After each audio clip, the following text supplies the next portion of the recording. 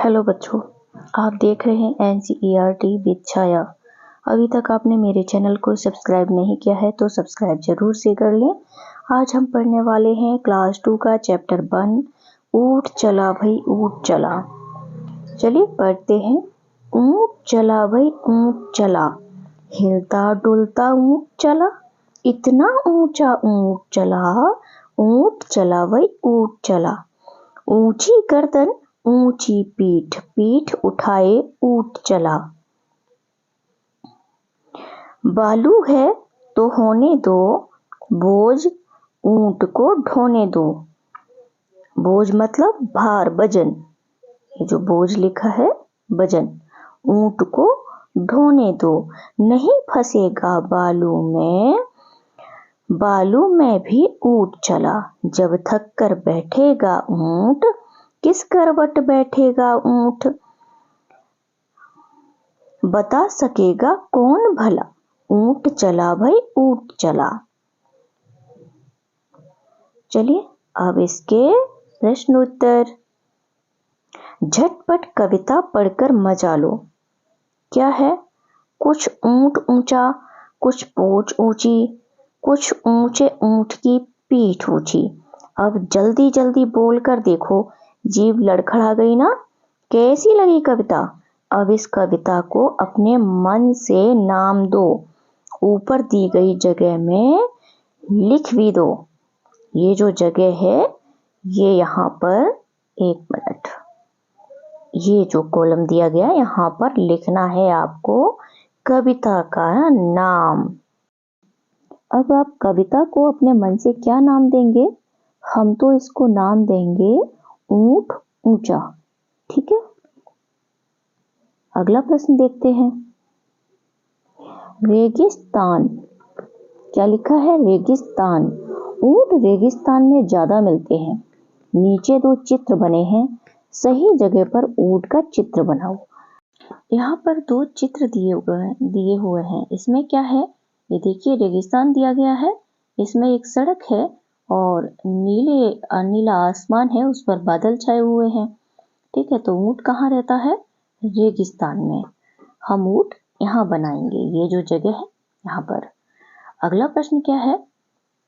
बालू या रेत कहाँ कहाँ पर मिलती है? कहाँ कहाँ पर मिलती है बालू या रेत? नदी या फिर समुद्र के किनारे।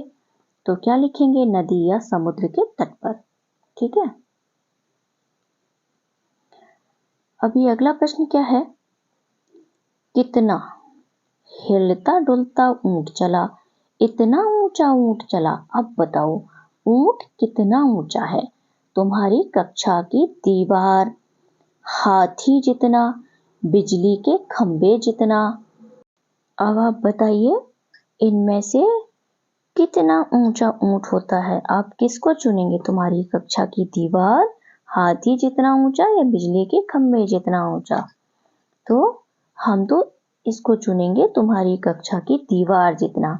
इसको हमें कहाँ लिखना है? यहाँ फिल करना है। ठीक है, अब क्या है? हाथी कितना मोटा?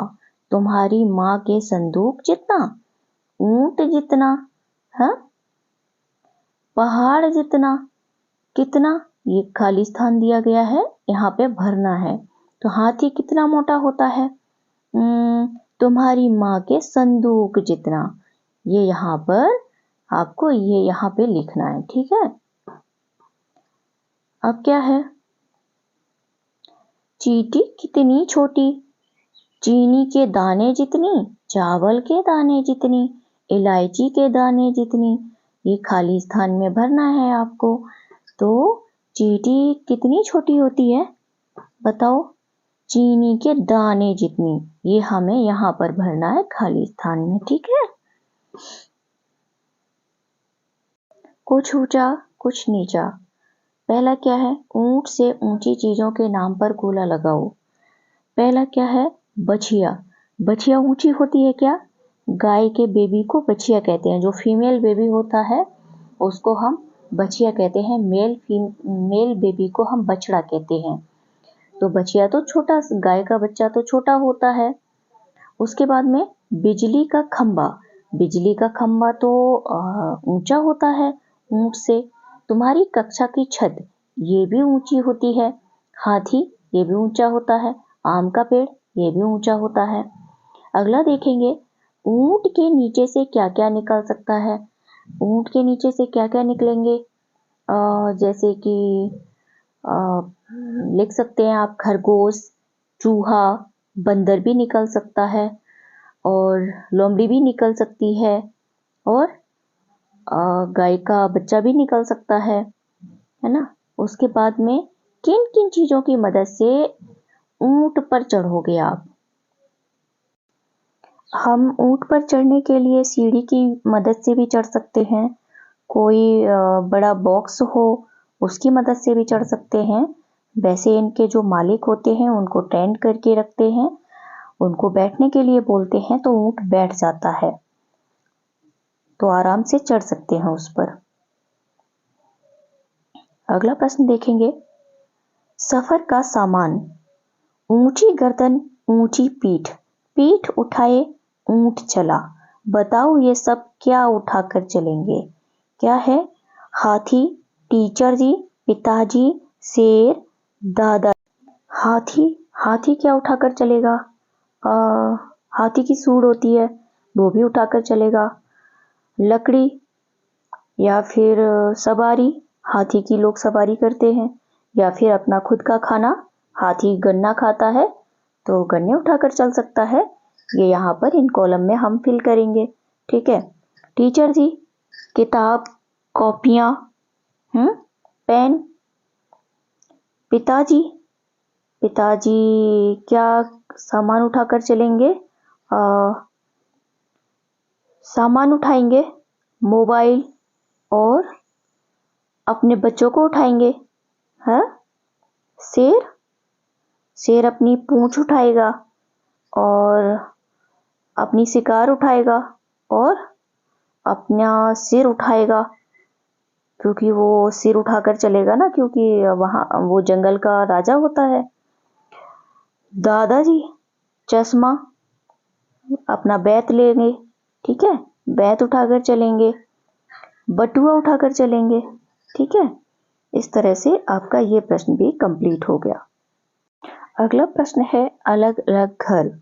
कुछ नीचे कुछ शब्द लिखे हैं, इन्हें बोल कर देखो। अब मिलते जुलते शब्दों को सही खानों में लिखो। शब्द क्या हैं? जूट, सूट, भला, धस, हंस, तब, कब, गला, आलू, चालू। ऊंट, ऊंट, ऊंट यहाँ पहले से लिखा हुआ है। उसके बाद क्या है? जूट, जूट भी लिखा हुआ है। ठीक है। उसके बाद सूट, उसके बाद हम क्या लिखेंगे? हम यहाँ पर लिखेंगे, यहाँ सूट हो जाएगा, यहाँ हम लिख लेंगे बूट। ठीक है।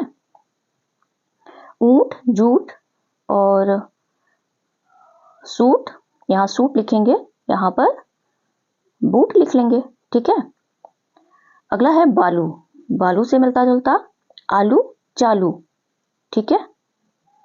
आलू यहाँ लिखेंगे, चालू यहाँ लिखेंगे, फिर भालू, यहाँ भालू लिख सकते हैं। ठीक है। अब क्या है? फस, फस का धस, हस। हाँ, फस लिखा है, धस, हस।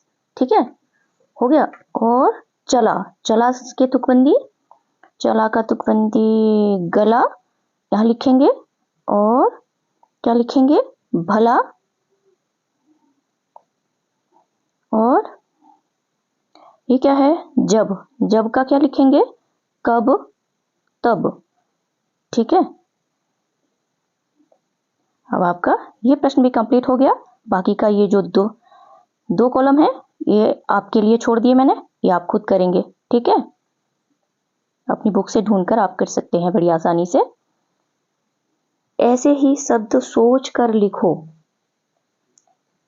ऐसे ही शब्द आपको सोचने हैं। तो क्या लिखेंगे? मिलते जुलते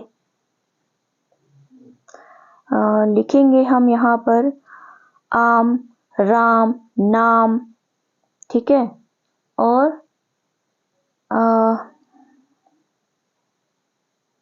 शाम, इस तरह के हम शब्द मिलते जुलते लिख सकते हैं। आप और भी अपनी बुक से ढूंढकर लिख सकते हैं। यहाँ पर ये उत्तर में लिखना है आपकी कॉपी में, ठीक है। अक्षर की बात। कविता में बा से शुरू होने वाले शब्द कौन कौन से हैं? उनके नीचे रेखा खींचो।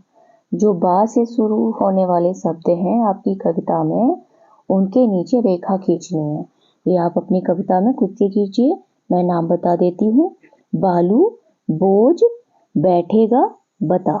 ये शब्द बा से शुरू होते हैं, ठीक है। अगला प्रश्न है, तुम्हारा नाम किस अक्षर से शुरू होता है?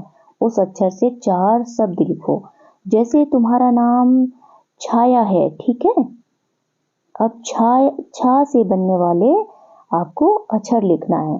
तो छा से छाया, फिर लिखेंगे हम छवि, ठीक है। छबीली, छबीली, ठीक है। छेना,